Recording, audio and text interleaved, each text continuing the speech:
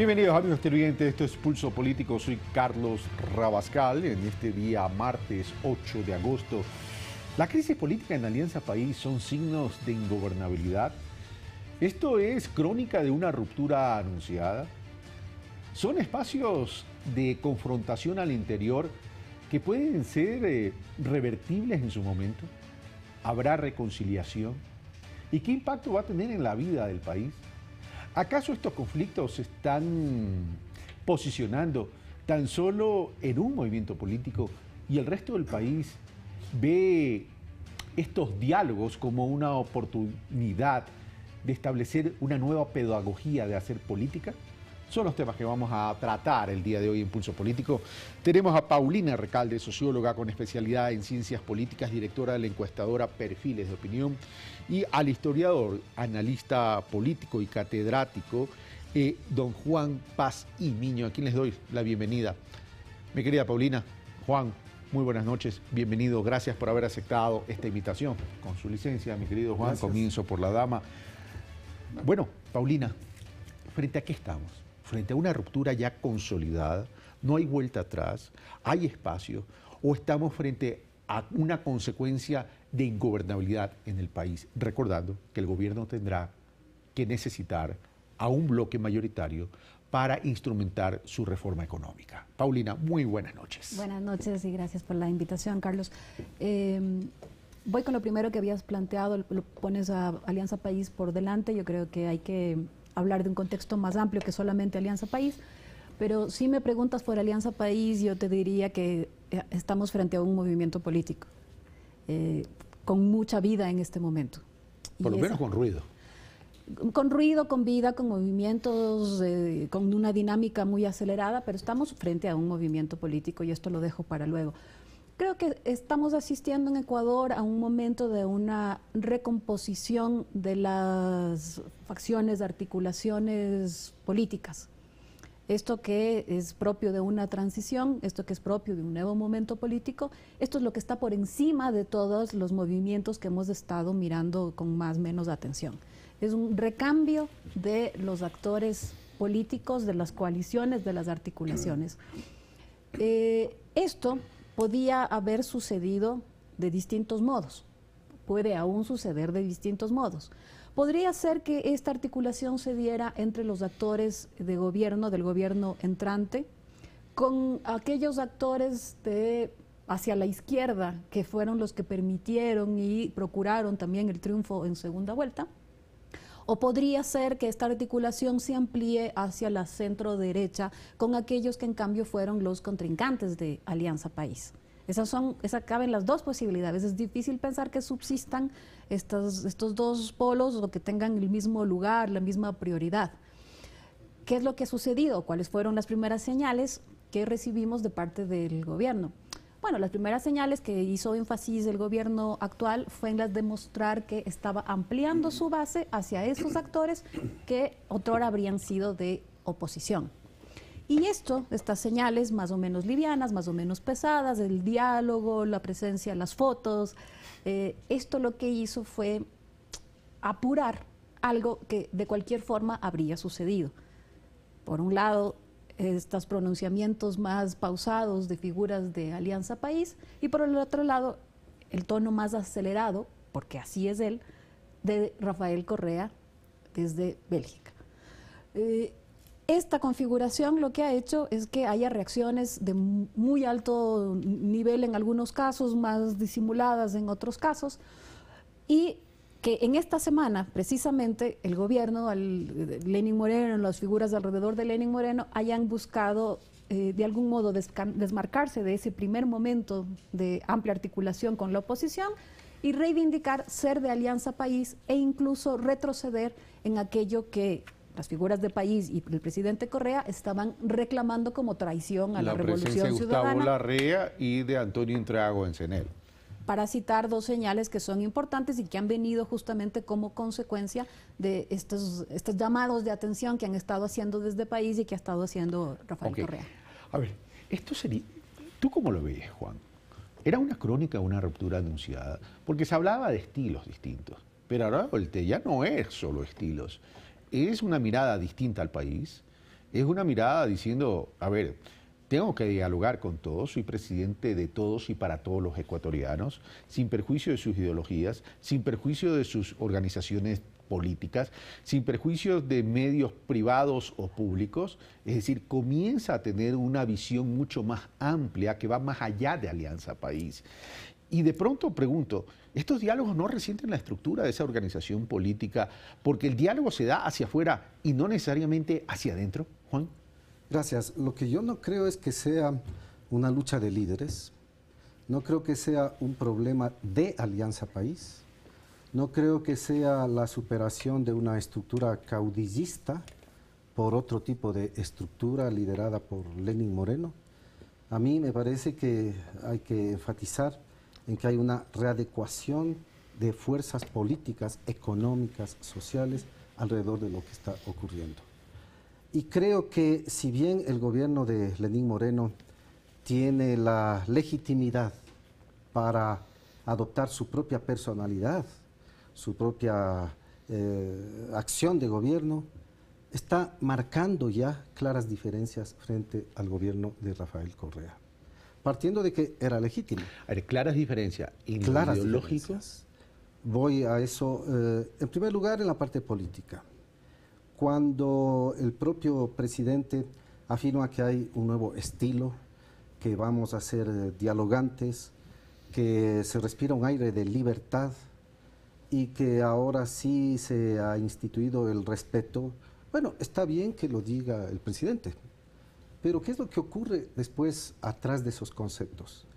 Que son, de alguna manera, en más, en menos, los conceptos que manejó la oposición antes, cuando decía que el gobierno de Rafael Correa es autoritario, no es dialogante, no es respetuoso ni de derechos ni nada.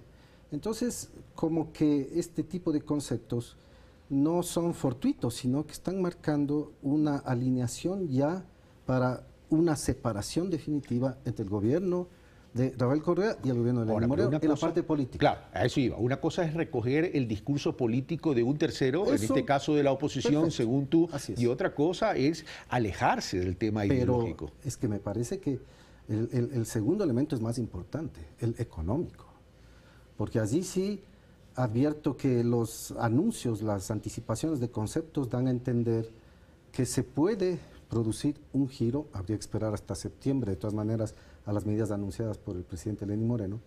Pero ¿qué es lo que se ha movilizado? Se ha movilizado la idea de que, uno, tenemos un gasto público excesivo e irresponsable. Dos, tenemos un endeudamiento nacional, estatal, que también es enorme y es irresponsable.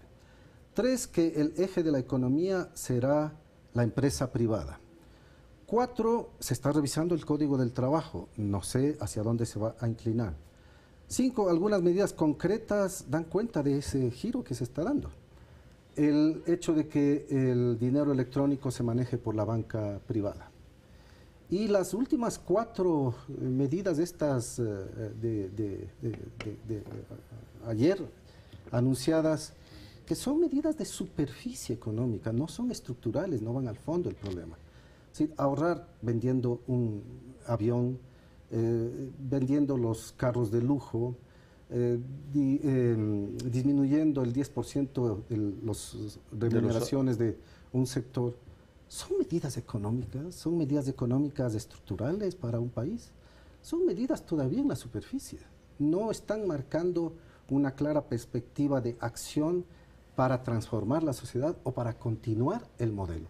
Porque si es que vemos en perspectiva histórica, siempre el papel del Estado regulador, inversionista, que hace obra pública, que promociona servicios, es un papel importantísimo en la historia de América Latina, no solo de Ecuador. 2, el sistema de impuestos, también algo se ha anunciado al respecto. El sistema de impuestos, desde 1928 el impuesto a la renta y la idea de impuestos redistributivos de la riqueza es lo que enriquece a su vez a un proyecto revolucionario. Si cedemos en ese punto, bueno, entonces puede tambalear la situación. 3, la protección al trabajo, a los derechos sociales. Si es que el esquema es de flexibilización del trabajo, entonces estamos rompiendo con un principio que ha constituido parte de la historia de nuestra América Latina. Bueno, y uno último, para ser muy rápido, escenario. Y uno último, para ser más rápido. Si es que la empresa privada va a ser el eje natural de la economía, estamos un poco moviéndonos en un lenguaje que es distinto al de decir la empresa privada no determina las acciones del Estado, las políticas públicas, y más bien tiene que ser regular. Entonces, me inquietan estas cuestiones que en materia económica sí están marcando una clara diferencia. Ahora, habría que ver qué pasa hasta septiembre. Ok, por eso te digo, estás planteando escenarios porque no podemos adelantar criterio hasta el mes de septiembre, donde se tendrá que presentar la proforma presupuestaria del 2018 acompañado del programa económico, donde ahí veremos hacia dónde quiere ir el gobierno de Lenín Moreno para este periodo 2017-2021. Pero hay dos temas recurrentes en discurso de Lenín Moreno desde que se posesiona.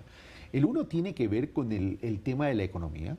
El tema de la economía, él lo menciona desde el inicio, dice es el motor de la economía, tendrá que ser el sector privado porque estamos en una situación difícil, reconoce problemas de liquidez y es constante. Ha ido endureciendo el discurso a medida que fueron pasando los días, es verdad, lo que genera el conflicto con Rafael Correa. Y el otro tema donde también es recurrente es el tema de la corrupción. Son dos temas que no se pudieron haber hablado a la interna de Alianza País, te pregunto, Paulina, porque, a ver, las cifras que se nos dio en la primera cadena nacional en relación al tema de la economía no son cifras nuevas para nosotros. Es decir, eso no me generó, por lo menos a mí, ninguna expectativa. Y eso no me haría concluir de que la cifra en términos de endeudamiento en relación al Producto Interno Bruto es una cifra astronómica, es manejable. El problema viene a ser la liquidez. Pero cuando se dice la mesa no está servida, cuando se dice no se ha manejado la economía con mesura y adicionalmente se agrega el ingrediente corrupción y se mezclan los dos elementos del discurso, suena a bomba molotov. ¿Por qué pretende entonces tomar esa distancia tan radical cuando a lo mejor, y te pregunto, ¿habrá sido necesario? Volvemos al punto original. Ciertamente, este escenario en el que entra a gobernar Lenín Moreno es un escenario, un terreno deleznable en el sentido de la fragilidad de este terreno por tres elementos. Un primero que habíamos dicho, el escaso margen con el que apenas dos gana. puntos. Dos, una situación económica que se venía acusando ya de que era una situación complicada. Esto lo venía diciendo el propio presidente Correa, esto lo veníamos diciendo y analizando en la campaña, por eso es que era fundamental saber quién iba a ganar para conocer la naturaleza del ajuste. Me parece que nadie niega ya que vaya a venir un ajuste. Y un tercer elemento para configurar este terreno deleznable es el de la corrupción. Estos dos elementos, el de la corrupción y el de la situación económica, es difícil. Es imposible pensar que dos actores que estuvieron trabajando en la campaña electoral juntos, me refiero al presidente saliente y al entrante, no hayan hablado. Entonces, en este terreno deleznable, tú necesitas ampliar una base que más o menos te soporte en términos de gobernabilidad. En eso estamos de acuerdo. Tú puedes ampliar esta base, vuelvo al punto de mi primera intervención, tú puedes ampliar esta base para simplificar, por derecha o por izquierda. Con propios y extraños, lo que quieres decir. Tú puedes ampliarla de distintos modos. Un modo de ampliarla es haciendo una lectura atenta de qué fue lo que posibilitó que ganaran en segunda vuelta. ¿Qué fue lo que posibilitó que ganaran en segunda vuelta? Una disputa ideológica nítida que se presentó entre Guillermo Lasso y Lenín Moreno, entre Creo y Alianza País. Entre los que reconocieron que había que sostener algunos signos del proyecto de la Revolución Ciudadana y entre los que querían marcar una política totalmente distinta. Esta disputa ideológica existió. Yo diría que hubo una disputa en el más amplio sentido, una disputa político-social en Ecuador que no habíamos vivido, creo que desde 2006. Y reconocer el escenario en el que se dio este triunfo podría permitir a Alianza País que amplíe su base con un modo, con un sector. Lo otro es leer, por ejemplo, que ganaste solamente algo más de la mitad y que esa otra mitad es necesario ganarla. Y hacia eso probablemente irían los primeros gestos de este gobierno, Ahora, hacia ganar esa base. yo, a ganar esa base, pero esa base más allá de 2 puntos electorales de diferencia, ¿no será que Lenín Moreno también comprendió que en ese momento la sociedad ecuatoriana estaba un poco crispada, yo diría bastante crispada, que se sentía en las calles, que se sentía en las reuniones familiares, que se sentía en los WhatsApp que terminaron siendo invasivos, las redes sociales, ni qué decir, etcétera? Y él sintió a lo mejor que había que recuperar esa paz para poder gobernar, porque ya no era temas de organizaciones políticas, sino de la sociedad en su conjunto. Hay distintas formas de recuperar esa paz, pero yo digo, la paz de una batalla electoral como la de la segunda vuelta era imposible tener paz en una batalla de esa naturaleza, era imposible. Entonces, tú puedes leer eso de distintas formas. La pregunta es, si tú optaste originalmente por ganar a la base de los actores que habían sido originalmente de oposición, la pregunta es, ¿era necesario con todos ellos? Simplemente abro interrogante. 2, ¿es que solamente estás abriendo las posibilidades a partir de un diálogo, una buena voluntad, fotos? ¿O es que estos actores, que hay que decir, normalmente no han sido actores que simplemente se contenten con la foto? ¿Hubo un avance, hubo algo más con ellos? Y voy al siguiente punto. Es que estamos viendo en esta semana, de algún modo, que el gobierno está acusando recibo de las señales que le está dando su militancia, algunos actores de Alianza País, el propio presidente de Saliente, y están marcando distancias con esos elementos y dando señales en esta semana, porque lo que hemos visto es a actores, ya no solamente al presidente, sino a otros actores de Alianza País, que me parece que hace rato era necesario que salgan a decir algo. En esta semana, Virgilio Hernández, Miguel Carvajal, Augusto Barrera, diciendo, este es el contenido. Están hablando en las últimas 2 semanas... Pepe Serrano fue muy fuerte. Bueno, sí, además, eso fue tremendamente fuerte, que ya vamos a hablar del tema. Eso ya es para armar piezas de la trama. Pero lo que quiero decir es que en las últimas 2 semanas hemos visto como el presidente y los actores de país han hecho mucho énfasis y vuelven a subrayar el hablar de ser una opción progresista. Vuelven a hablar de la revolución ciudadana. Vuelven a hablar de que este gobierno es el gobierno de Alianza País. Estamos viendo entonces que esos gestos, abro interrogante, estamos viendo de que se busca equilibrar entonces, de que ampliar la base no iba solamente por este lado, sino también por este. Ok, ya vamos a profundizar sobre eso. Entonces, de acuerdo a lo que dice Paulina, Lenín Moreno estaría compartiendo el poder. Cuando habla ¿habrá sido necesario ampliar esta base con otras organizaciones que en la campaña fueron tremendamente fuertes? Es decir, y básicamente estamos hablando del Partido Social Cristiano y Suma, porque creo que está distante. y bueno, ahí hay una falta de capacidad de reacción política de parte de su propio líder. Es decir, pero estos partidos, como el Partido Social Cristiano, más Suma, igual, ¿qué le pueden representar a Lenín Moreno dentro de un bloque legislativo donde va a requerir igual una participación efectiva en términos de voto para poder implementar cualquier tipo de reforma que quiera pasar por el legislativo? Es decir, ¿le suma voto? Porque una cosa es los indicadores de popularidad y aceptación a nivel nacional y otra cosa es el poder político real dentro de la Asamblea. Juan Pacimín. En esta readecuación de fuerzas políticas, sociales, económicas, todavía no hay una serie de claridades, por ponerlo de esa manera. Y entonces aquí lo que hay que examinar y lo que hay que preguntarse es qué capacidad de incidencia van a tener estos grupos en la política y en la economía del gobierno de Lenín Moreno, y sobre todo en la economía. Porque estos partidos, Partido Social Cristiano, Madera de Guerrero, Suma, ya estaban en la oposición. Que ya sabemos muy bien que eran parte de ese 49% que votó en contra de Lenín Moreno. La capacidad que ellos tengan de acceder, movilizar e influir en el gobierno depende también de las definiciones que el propio presidente haga y realice el gobierno.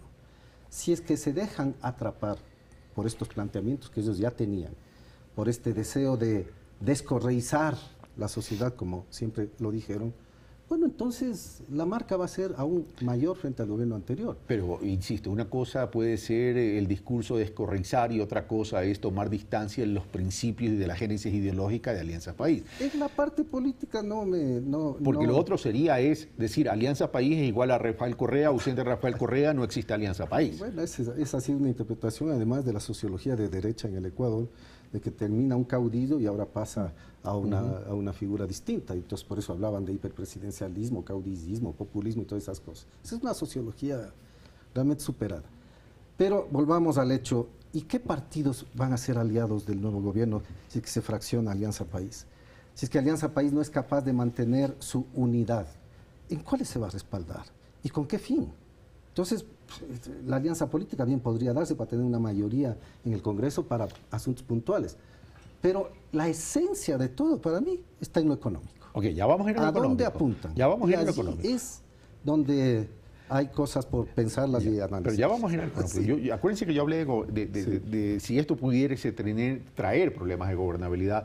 Pero Paulina habla de los últimos mensajes en estos días, de un poco bajar los decibeles de la tensión y de la crispación En eso política. está el partido, ¿no? En eso está Alianza País, tratando de bajar esas tensiones. Ok, pero eso significaría que la comunicación de Eduardo Mangas en relación a lo de Gustavo Larrea, que era un gran signo de interrogación, mucha gente decía está ahí, otra gente decía no está ahí.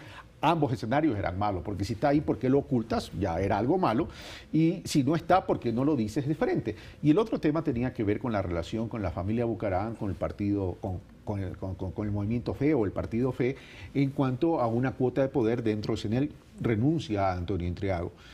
Estos dos hechos, ¿qué representan? Como se lo dije a Ricardo Patiño hoy en la mañana, ¿es una rendición del gobierno nacional y fundamentalmente Lenín Moreno para ceder espacio? ¿O es una prueba de amor para decir quiero recuperar el espacio? Se ríe Paulino. Pero en realidad, ¿y para qué esas alianzas? Suponiendo que existieron, ¿para qué con los Bucaram? ¿Para qué con Gustavo Larrea y su mini partido? ¿Para qué con esos sectores?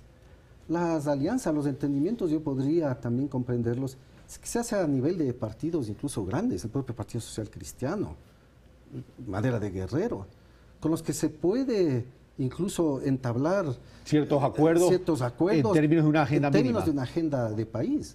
Pero con estos partidos tan mínimos, con figuras que no representan social y políticamente fuerzas incluso respetables electoralmente, pero ¿para qué? Tiene Alianza País.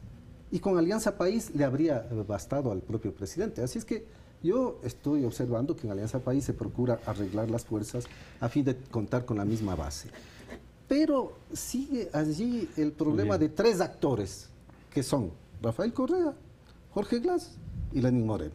Y claro, esos tres actores generan una serie de conflictividades al interior de la propia Alianza País, que lo único que puede derivar es en la pérdida de Alianza País. Es que aquí hay algo que no me hace clic. A ver, teniendo 74 asambleístas como movimiento que ganas, o sea, tienes 74 asambleístas, es decir, tienes mayoría dentro de la asamblea, se produce todo esto.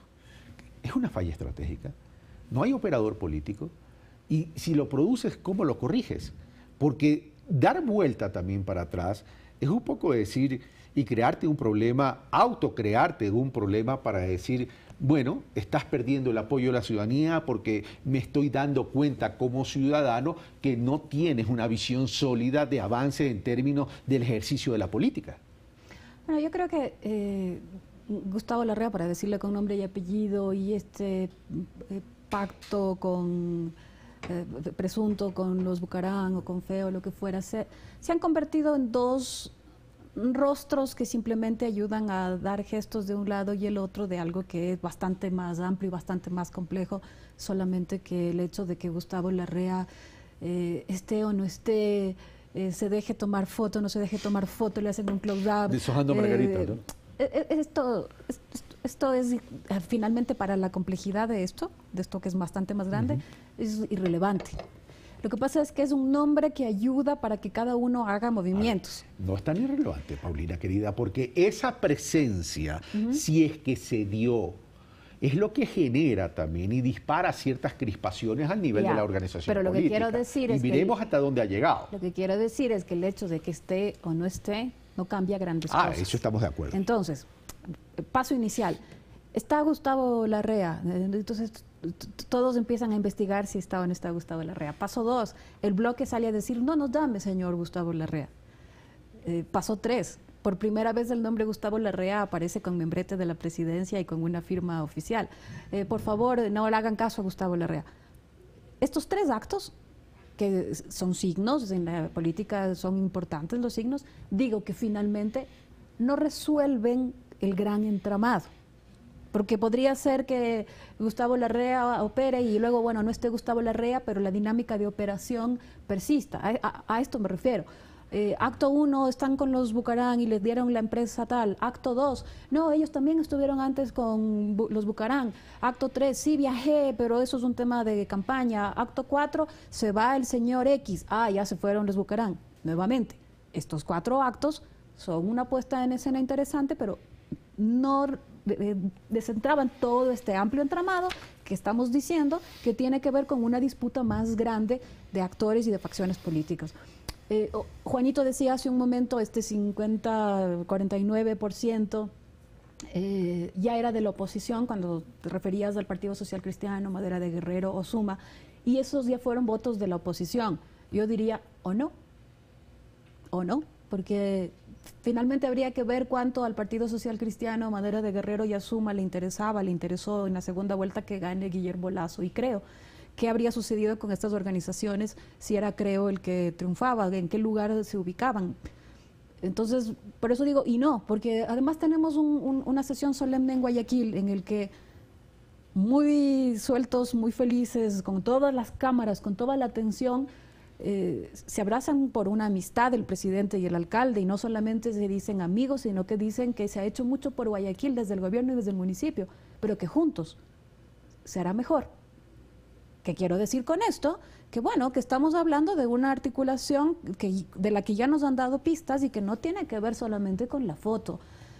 Luis Fernando Torres, el asambleísta al que casi nunca se le escapan palabras públicas de más, pone un tuit la semana pasada en la que dice palabras más, palabras menos. Estamos asistiendo a un cambio de coaliciones políticas en las que unas saldrán arrastradas por la corriente y otras están mirando seguras desde la orilla. Es un actor del Partido Social Cristiano que está leyendo la política. Y un político normalmente lee con bastante más información que la ciudadanía. Por eso digo entonces, vuelvo a mi punto original, que Gustavo Larrea entra, sale por la cochera, le toman la foto, le ponen la carta, la verdad, la persona de los Bucarán está, no está, le sacaron, ¿verdad? Sí, bueno, señales de un lado y del otro, pero no, eso no nos dice todo. Pero frente a qué estamos, frente al deseo de ganar espacio político de todo el mundo, o frente a la necesidad de enfrentar los problemas existentes en el país, y esos son los ejes económicos y que tienen que ver con temas sociales. Entonces, vayamos analizando una diferenciación de carácter ideológico que lo que podría ser el manejo de la economía del país, y porque aquí hay algo cierto. Economía sin lo social no funciona. Se requiere crecimiento económico para poder distribuir y generar empleo, para poder alcanzar desarrollo, para poder llegar a territorio, etcétera, etcétera, etcétera. Pero en ese sentido, a la fecha del día de hoy, no hay mensajes claros, no hay mensajes hacia dónde queremos ir, pero se habla de que toda esta ambientación que se está creando es porque se estaría anunciando ya un paquetazo. Sin embargo, de aquello, el propio gobierno nacional dice, no va a haber paquetazo, no se va a cargar de tributos a los que menos tienen, no se va a eliminar los subsidios. Entonces, ¿por dónde va la salida? Es decir, hagamos una diferenciación ideológica de lo que podría hacer. Por ejemplo, en el tema de la reestructuración de la deuda, ¿qué tiene eso de ideológico? En el tema de bajar costos, ampliar plazos, ¿qué tuviese eso de ideológico, Juan? Lo que pasa es que unas son las medidas económicas que se pueden tomar en la perspectiva de ir consolidando una transformación incluso radical de la sociedad, y otra es la perspectiva de administrar el Estado tal como está y seguir haciendo unas políticas sociales, pero al mismo tiempo contentando a otros sectores pero que antes recursos estuvieron para eso, y el problema es que no hay recursos. Claro. Pero es que... Es decir, cuando digo no hay recursos, ojo, Sí. déjame aclarar, Sí. porque si no ya me imagino que mis amigos de Twitter me van a caer encima. Cuando digo no hay recursos, no digo que estamos en bancarrota, por cierto, Claro. por si acaso.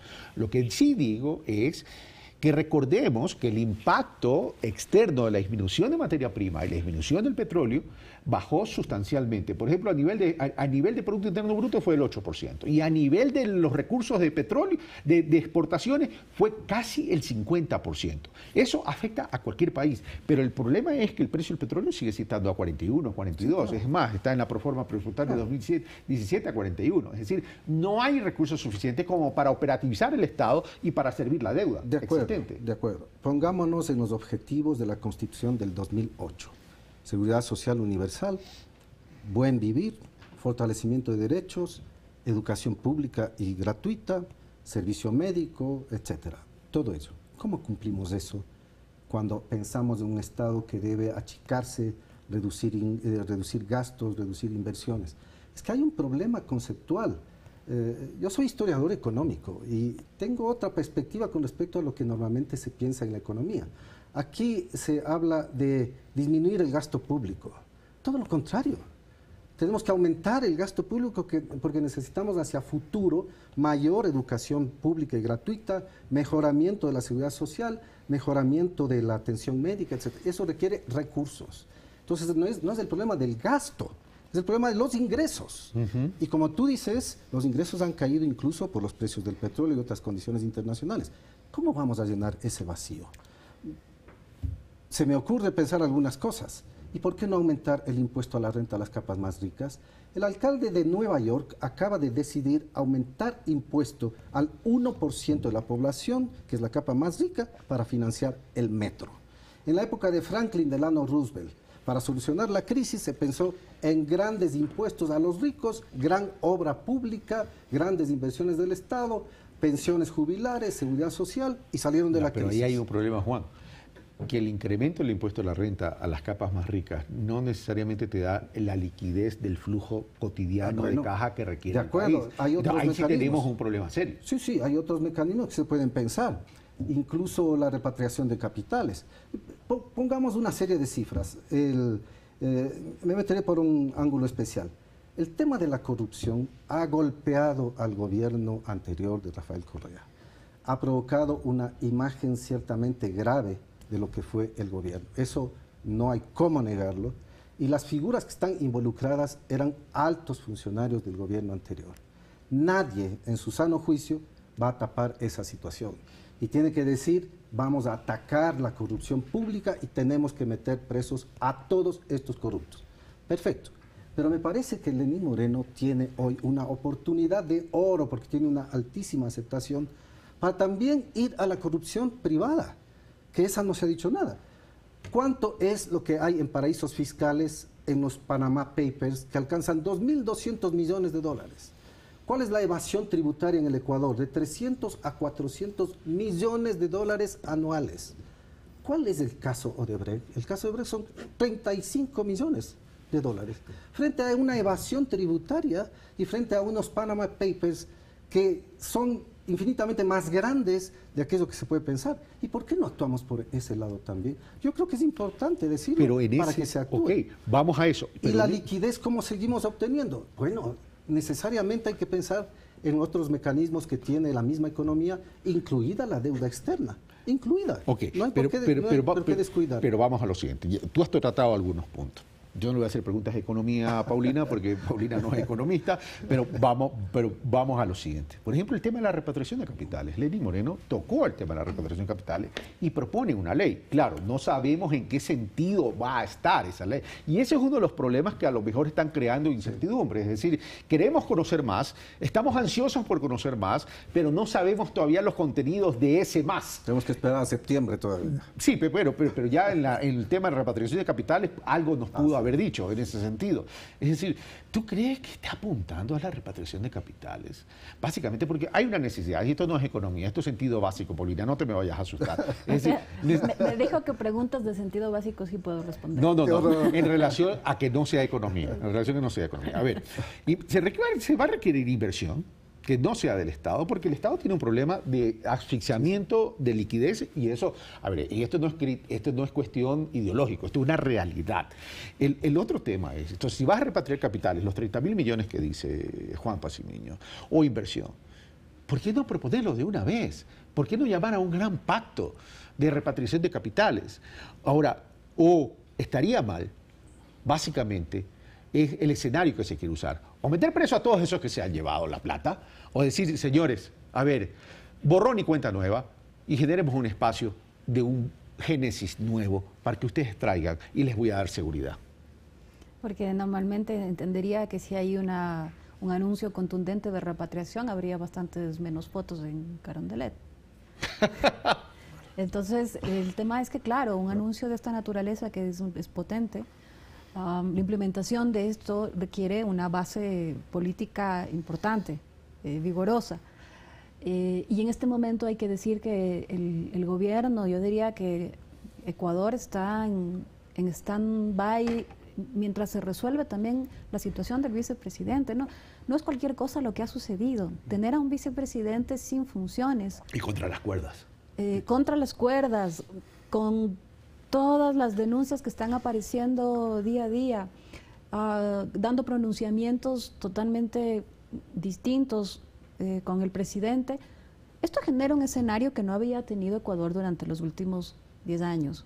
Y no es un escenario potente, fértil, para la implementación de medidas económicas. Es un tema que tiene que resolverse cuanto antes, y me refiero no a esto hacerlo con vértigo, porque muchas de las cosas que han pasado en estos días han sido con un vértigo mayor al necesario. Pero resolverlo, porque de lo contrario es muy complicado que sigamos como si nada ha sucedido, es una cosa muy compleja. ¿Cómo lo resuelves, Paulina? Ese es el tema. Es decir, a ver, aquí se ha dicho, mucha agua ha pasado bajo el puente y se ha dicho se ha verbalizado demasiado adjetivos. Entonces, ¿cómo resuelves algo cuando las heridas están tan abiertas? Mira la metáfora de este asambleísta del propio Alianza País, que es como ser hijo de un matrimonio divorciado. ¿Cómo resuelves eso? Sí, y que todavía comparte patrimonio, ¿no? Y todavía comparte patrimonio. Pero ¿qué quiero decir? Que bueno, hay por lo menos dos cosas que sí le harían bien en términos políticos a esta situación. Un primero que tiene que ver con no creer que esto se resuelve arrinconando a un actor y bajando la bandera de una institución pública. Porque concuerdo con Juan que esto es una cosa bastante más amplia, que toca evidentemente al gobierno saliente, pero que toca también a otros actores políticos que en este momento están mirando como los más limpios de la historia ecuatoriana. Que combatir la corrupción no es una cosa que carece de valores ni orientaciones políticas. No hay una forma elevada de combatir la corrupción, sino que esto requiere una posición también política. Eso es lo uno. Y lo otro, que me parece que lo mejor que le puede pasar, esto ya lo hemos dicho aquí hace rato, que lo mejor que le puede pasar a Alianza País y a los actores de Alianza País es no desconocer y no pasar encima de esta herida que tienen. O sea, no reconocer el problema es agrandarlo, pero todo esto también nos lleva a ver, a algunos no les va a gustar las cosas, la realidad, pero todo esto ha reflejado una debilidad institucional tremenda. Contraloría cuestionada, Fiscalía con escepticismos tan grandes de parte de la ciudadanía y una asamblea con una comisión de fiscalización que dice que nunca fiscalizó y que nunca hizo su trabajo, un consejo de participación ciudadana que es el quinto poder, que forma parte de la nueva constitución, me refiero a la del 2008 de Montecristi, también cuestionada. Es decir, una Corte Constitucional que se dijo que respondía al Ejecutivo, una Corte Nacional de Justicia que se dijo que se le metió mano a la justicia. Entonces, aquí hay un grave problema en la sociedad ecuatoriana. Y el grave problema es, o se politiza todo en términos de cooptar el poder, o hay una gran desconfianza por naturaleza y por cultura de parte de los ecuatorianos a la institucionalidad. Entonces, ¿cuál es la salida? No, yo creo que durante los últimos 10 años se construyó una tremenda institucionalidad para el Ecuador. Lo que se está viendo también es que al interior de estas instituciones hay una serie de personajes que fallaron con esa misma institucionalidad. Pero fallaron los controles, pues, Juan. Y fallaron los controles, sin duda Entonces, alguna. ¿quién controla a los controladores, como dijo Javier Zavala? Exactamente. Entonces, ahí lo que toca sembrar es todavía esa idea de responsabilidad de estas funciones con los funcionarios que están allí mismo y el cuidado que hay que tener frente a ello de parte de la propia ciudadanía y de las propias instituciones. No podemos cambiar las instituciones en el sentido de volver a un pasado que no tenía la institucionalidad que tenemos. La Contraloría viene del año 1927. El Banco Central de 1927, vamos a celebrar los 90 años del Banco Central. El Ejecutivo, Legislativo y Función Judicial desde 1830 y seguimos fortaleciendo. Pero estos comportamientos errados, equivocados, nada sanos, nada morales y nada legales, no afectaron esta institucionalidad que yo te digo. Claro. No, lo que digo es, la institucionalidad se construyó y hay un gran aparataje bastante moderno de institucionalidad. Pero todos estos casos han golpeado a esa misma institucionalidad. Entonces, ¿cuál es el mensaje en definitiva? El nuevo gobierno, Lenín Moreno, tiene que reinstitucionalizar, saneando todo ello de todos los corruptos que quieran, que tenga que descubrir el propio gobierno actual. Por eso decía yo, tiene una oportunidad de oro, porque no solamente va a sanear y puede sanear la parte de la corrupción pública, pero es que también hay que extender al caso de la corrupción privada, en un país en que esa corrupción todavía no ha sido superada durante décadas y es necesario a ello también apuntar. Entonces, todo eso permitirá construir un país mejor de futuro. Pero al mismo tiempo, el gobierno tiene que sentar su propia personalidad, su propia gobernabilidad, y en ello también tiene hoy la oportunidad de asentar el carácter de transformación, de mayor beneficio social, de redistribución de la riqueza, porque si se perdieran eso, entonces yo sí puedo más o menos intuir que perdiendo estas condiciones, estas perspectivas de largo plazo, se resquebraja los principios de la propia Revolución Ciudadana. Ahora, y si se trataba de continuar los principios de la Revolución Ciudadana, bueno, entonces hay que continuarla. Pero si se trata de marcar la diferencia definitiva, perfecto, es otro gobierno. Pero otro gobierno entonces con otras condiciones, con otras calidades, bajo otra perspectiva y con otras orientaciones ya no solo políticas, sino también económicas. Y la parte económica es la que me inquieta, sinceramente, porque no tenemos todavía claridad en ello. Porque la parte política escandaliza, ha servido para el dime y direte, todo esto. Pero la parte económica va a ser fundamental en la definición de lo que va a hacer el nuevo gobierno. Porque en estas condiciones, entonces tendremos que examinar si es que finalmente se cuestiona el Estado, si es que se cuestionan los impuestos redistributivos, si es que se cuestiona el papel del trabajo y sus protecciones, si es que se cuestiona la actividad misma rectora frente a la empresa privada. Bueno, si es que esos 4 elementos giran, entonces tenemos otro panorama. Pero no podemos ahora especular sobre ello. Va a haber que esperar septiembre. Tenemos que esperar. Y además hay un asunto muy rápidamente. Sí. Ha sido tan vertiginoso el cambio político y de circunstancias que capaz que lo que estamos hablando ahora ya mañana resulta distinto. Si en una semana se alteró la situación del país con precisamente la diferencia entre el presidente y el vicepresidente. Y las circunstancias están cambiando de una manera muy acelerada.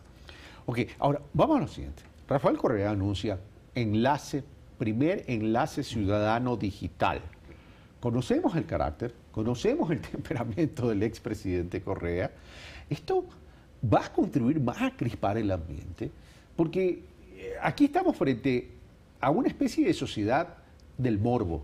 A ver qué dice el uno, qué responde el otro, qué dice el uno, qué responde el otro. Pero el problema es que todos estos mensajes contribuyen también a debilitar la economía, que es tremendamente sensible, porque la economía no solo es interna, sino también externa, y tenemos que recurrir a fuentes de financiamiento, ya sea para adquirir más financiamiento, ya sea para atraer inversiones o ya sea para reestructurar la deuda. Entonces, frente a ese escenario, Rafael Correa con su enlace ciudadano digital, que seguramente va a incrementar, como decías tú, las acciones, el valor patrimonial de las acciones de Twitter, ¿verdad? Y frente a un gobierno que si bien no contesta con nombre y apellido, manda mensajes muy claros en respuesta a Rafael Correa. Paulina Recalde. Claro, eso significaría que la política ecuatoriana y la forma de hacer política de Alianza País siguiera funcionando simplemente o primordialmente desde la voz de sus líderes, desde la forma en la que se marca agenda, desde estas voces. Me refiero a la de Rafael Correa y a Lenín Moreno, que a veces no responde ampliamente, sino que le responde a él. Y entonces viene el reto. Yo creo que ahí viene el reto fundamental de la organización política, me refiero a Alianza País, y de cómo puede procesar una vida política más allá de solamente las voces de estas dos figuras. El gobierno de Correa y el gobierno de Lenin son gobiernos de Alianza País.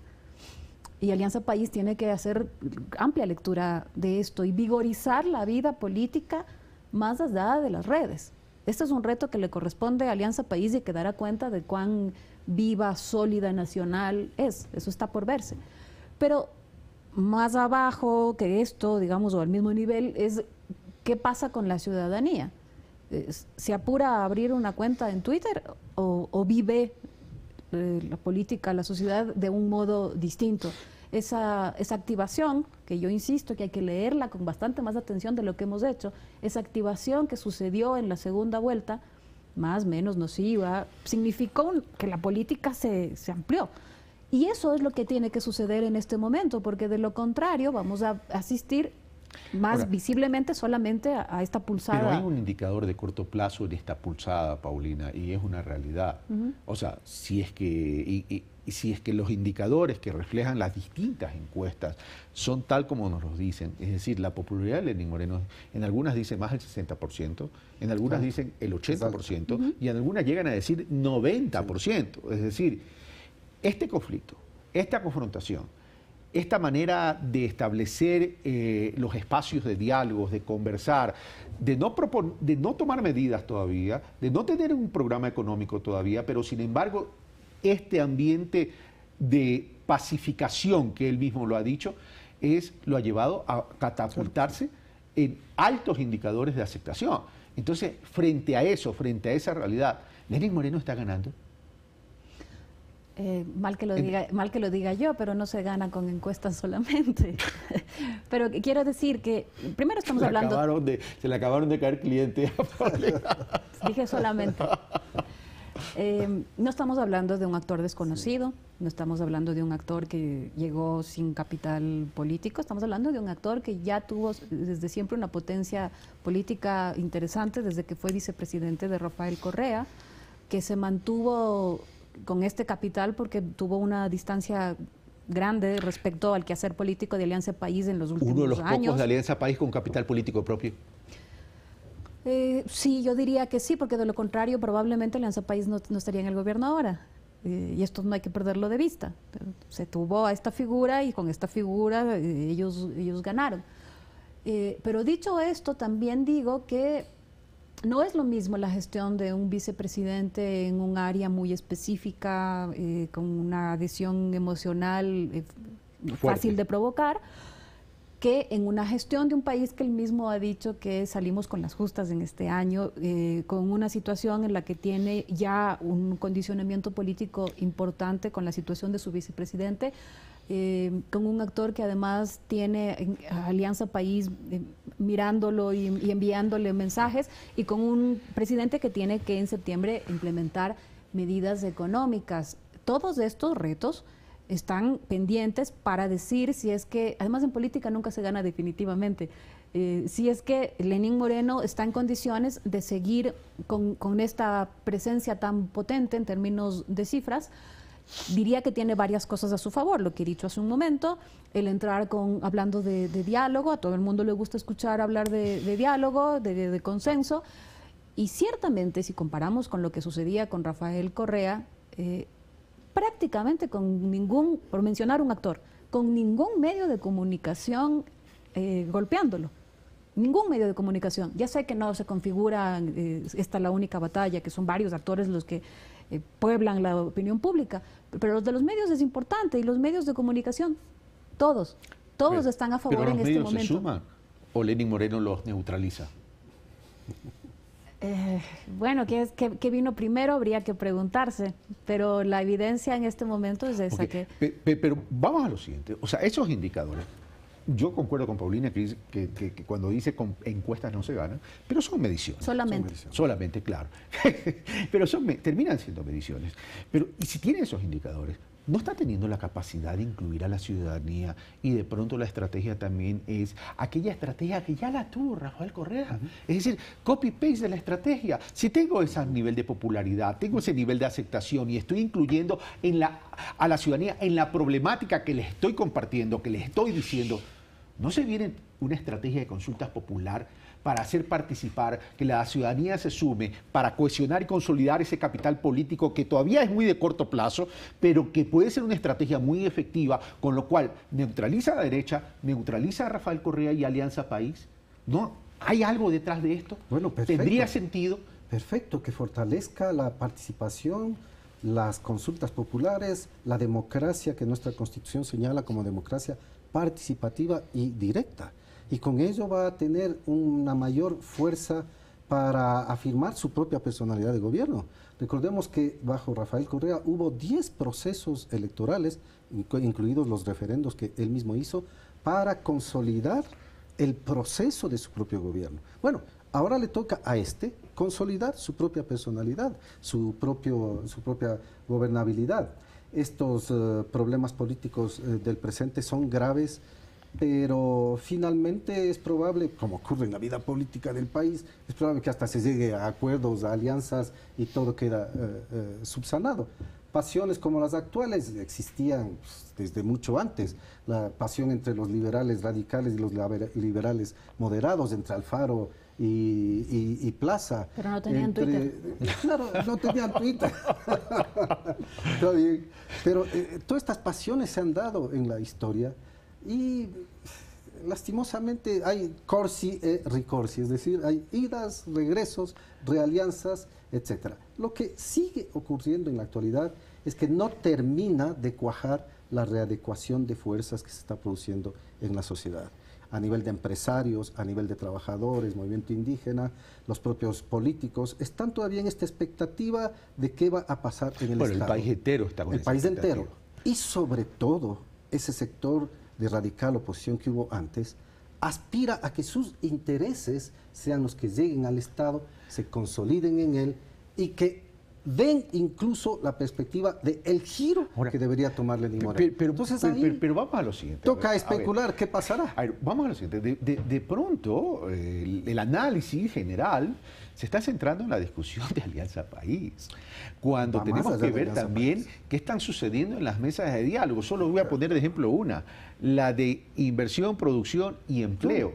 Lenín Moreno ha tenido la habilidad de conformar esa mesa con pequeños, medianos, grandes, etcétera, y además con la propia participación del gobierno central, donde entre ellos seguramente se van a bloquear en determinado tipo de medidas. Por ejemplo, en protección a la industria nacional. Por ejemplo, el tema de política arancelaria o pararancelarias para proteger y evitar la importación. Entonces ahí vienen los intereses. Una cosa son los intereses de los exportadores, otra cosa son los intereses de los importadores. Entonces, no ha tenido la habilidad de darle y trasladarle el problema y la responsabilidad a terceros, al resto, y cuando suenen los problemas, señores, ustedes no se han puesto de acuerdo. Pero también puede pasar lo otro, ¿no? Hemos convocado al diálogo y finalmente estas élites del poder económico digan, ya que no se les escuchó, digan, ¿y para qué hablamos? Conste que hemos hablado y no nos han escuchado. No. Bueno, todo eso puede pasar. Han hablado, no se han puesto de acuerdo, por tanto yo dirimo y voy a dirimir democráticamente mediante una consulta popular. Perfecto, le consolida Paulina, también, ¿no? Claro, para una consulta popular hace falta una base política vigorosa, porque leyendo atentamente las cifras del último proceso electoral y leyendo atentamente... Te refieres a la presidencial, ¿no? Claro. Segunda vuelta. Y leyendo atentamente en este momento lo que pasa con su propia organización política, digamos que son dos elementos que hay que fortalecer. Depende también de con quién quieras ir como abanderado de la consulta. Eso Eso es una cuestión fundamental, eso entra en la interrogante. Igual que la reforma política de la que de algún modo tentábamos hablar hace un momento, cuando hablábamos de un Consejo de Participación Ciudadana en OPSAI, de las autoridades recién nombradas. El propio Lenin ya dijo en la reunión con los prefectos que esperaba contar con su apoyo en caso de llamar a consultas. Okay. La pregunta es, si hay reforma política, ¿con quién se hace esta reforma política? Si hay consultas, ¿con quién se convoca a estas consultas? ¿Con la propia tienda política y con la posibilidad de ampliar la base del modo en el que se amplió intencional o intencionalmente en la segunda vuelta? ¿O se muda hacia otras tiendas con las que también podría salir al frente, pero la naturaleza sería otra? Me quedan ya poco tiempo y la conclusión, pero no quiero dejarles preguntar a ustedes y sobre todo al historiador. Estamos frente a un mandatario que entiende que son momentos políticos distintos y que por ende tiene que gobernar de acuerdo al momento político, o estamos frente a una especie de Clemente Yerovi. No, ahí sí las comparaciones no van. No va. Definitivamente lo que queda por definir es si es que hay el compromiso de continuar con la revolución ciudadana profundizándola, o si es que la vamos a debilitar, o qué sé yo qué pueda pasar. Entre los liberales, mientras estuvo Alfaro 1895-1911, se hicieron las transformaciones radicales. Pero desde 1912, cuando vino Leonidas Plaza, el liberalismo fue moderado. Y desde 1916 fue plutocrático, al servicio de la banca. La Revolución Juliana 1925 vino y liquidó eso. ¿Nos pasará eso en el presente? Es la pregunta del millón. No tengo las respuestas porque nos faltan todavía que el proceso se afirme. Lo que sí he observado es que hay como mensajes y conceptos que se han movilizado. No está la mesa tendida, estamos con demasiado gasto, esto ha sido irresponsable, el endeudamiento es excesivo, etcétera. Y en materia política, ahora vamos a dialogar, vamos a abrir, estamos bajo un clima de libertad, tenemos otro tipo de democracia. Bueno, esos conceptos están provocando estas divisiones, estos fraccionamientos. Bueno, el tema no es lo que provoca, el tema es con qué propósito. Este torbellino, ¿hacia dónde va?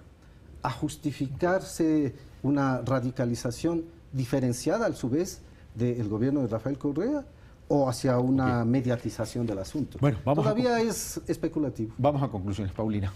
Sí, yo diría, para justamente poder leer señales en términos luego históricos, es que hay que estar atentos a las señales que están sucediendo todos los días, pero fundamentalmente distanciarnos del vértigo, estar atentos y saber responder y analizar, pero estar atentos a los microacumulados que todavía en este momento no tenemos. Y eso requiere pausa nuestra evidente, pero fundamentalmente de quienes provocan los incendios más arriba.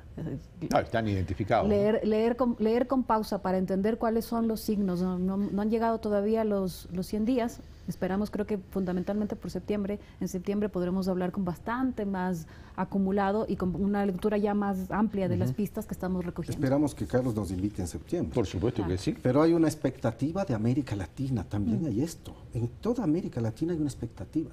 ¿Qué pasa con la revolución ciudadana? ¿Qué pasa con el ciclo de gobiernos progresistas?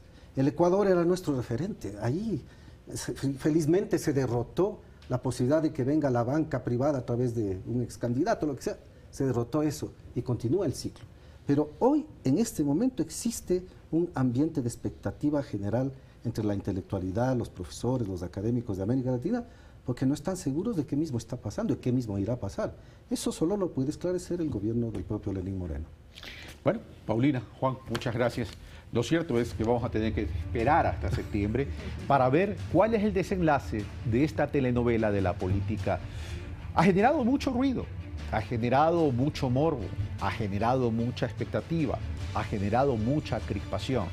Pero, ¿todo eso necesita la sociedad ecuatoriana? ¿O necesita un baño de verdad? ¿En qué sentido? En el sentido es, de una vez por todas podemos ver en un horizonte de tiempo qué es lo que tenemos que hacer para alcanzar el desarrollo, no solo en lo económico y lo social, sino en la política que tiene que ver con lo social también. Veamos si esta realidad cambia en el mes de septiembre, donde conoceremos el programa económico de este gobierno y las medidas a tomarse. Esto fue Pulso Político, soy Carlos Rabascal.